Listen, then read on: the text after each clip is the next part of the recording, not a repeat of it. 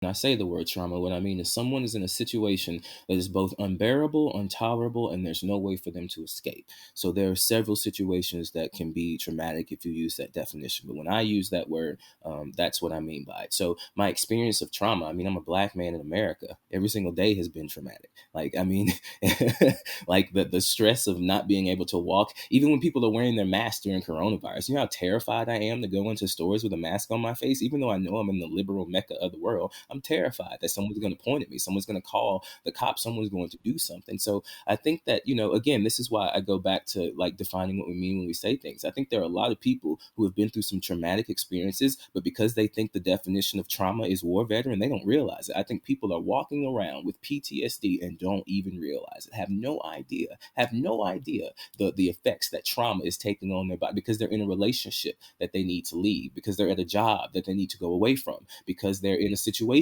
that they need to get out of. So that's how I define trauma. It's a very, very broad definition, because I think it needs to be so that we can get to people's specific stories, not trying to solve the entire world's problems, but trying to help this person in front of us. It's useful to have perspectives like that. It's useful to have that global perspective. But at times, we need to focus on the individual. And so, in terms of trauma in my practice, you don't have to call it that. You can say it's a cognitive distortion. You can say that it's ADHD, and which I don't think ADHD is a disease. I think it's a difference in thinking. But you can say that it's bipolar. You can say that it's all those things. But at the end of the day, what happens, Jeff? When people trust us 3 to 4 weeks in, what do? Whenever I was young, my dad used to, my mom, she would make me do this. He would make me wear that. They get to the trauma. So I think that everybody has trauma. Even if you want to say that existence is traumatic.